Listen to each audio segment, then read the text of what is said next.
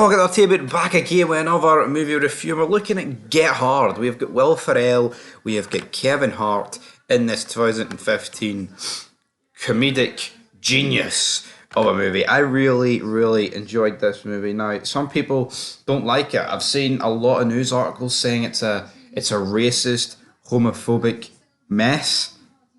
Now, it's a comedy movie with Will Ferrell, Kevin Hart. Of course there's going to be banter, you're going to prison. Of course there's going to be the drop the soap, jokes. He's trying to teach him, certain things, and he keeps on referring to him like it's black, oh don't rob me, and and then like there's like white biker gangs that like are completely racist. I just don't understand people's gimmicks here. I really don't. Like, why is there such a problem with a comedy movie? I mean, this came out in 2015 and these articles are coming out. I just don't think these days you can get movies like this, to be perfectly honest, but I really enjoyed this. IDMB gave it a 6 out of 10, but essentially what happens is millionaire James King, he's jailed for fraud and bound, and he's bound for San Quentin, and he turns to Darnell, who's a car washer, and he's going to prep him to get behind bars. So the whole gimmick is Darnell is lying to him in order to get paid 30 grand for his house. He's going to train him up for prison over the next month and see if things can go according to plan. Now the question is, right, why the hell would you only want 30 grand from him? I mean, like, surely you would have took more money from him, but what I like is they turn James King's house like into like an actual prison, and then he's trading them up.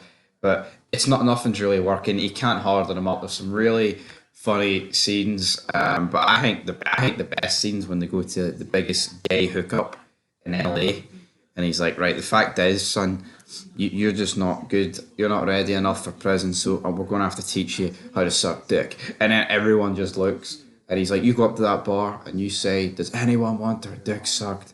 Which I thought was a wee bit extreme, and then we do get that infamous scene, so to speak, where he takes the guy into the bathroom, and yeah, this was kind of funny. You've got bathroom stall guy played by Matt Walsh. I believe that guy was actually in the Sopranos.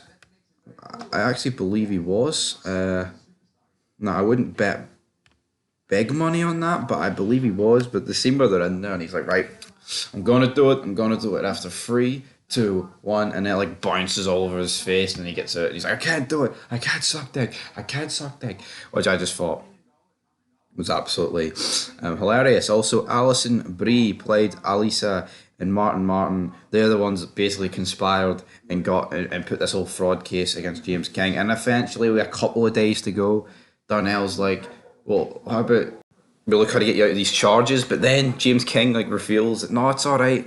My dad, he's the guy, he's trying to sort us out of this, and then he draws on the whiteboard explaining it to Darnell, where like everything in the company actually has to go through Martin. But before all this, you've also got like, James King, he needs protection inside, so they go to Darnell's cousin's house. It's played by T.I., who I thought had a really good role in this movie, but obviously because of the fact him being white, he's going to have to go to the Nazis in order to get protection inside, and then get the funny scene where Darnell busts in with the flamethrower after they confront James because they think he's a cop, and then they manage to escape all the Nazis. So very good, but then he doesn't trust Darnell because he's found out the whole gimmick that Darnell actually didn't go to prison and he lied this entire time. So he goes back to Tio and his crew, and he's called Mayo now, which I thought's pretty funny. He just sticks out like a sore thumb, but that's exactly what they're going for. And then he's going to have to kill someone. Darnell talks him out of it, then he's crying, I can't believe I was going to kill someone. He starts waving the gun around. But essentially, guys, the movie does end with James King, Darnell arriving at Martin's boat. They take him down, they take Elisa down, they take Gail down, they all get arrested. And he ends up getting arrested, though, for pulling out the gun. And he does a bit of time, and at the end of the movie, Darnell picks him up, and they drive off. How great is that, guys? You know what? It's a very solid comedy. It made me laugh out loud a load of times. I think the ending might not have been like the greatest ending of all time, but apparently there's going to be a second one coming out called Die Hard, Get Harder, Wait, is that real? Wait, what? What? What's going on here? I do not know what's going to happen here.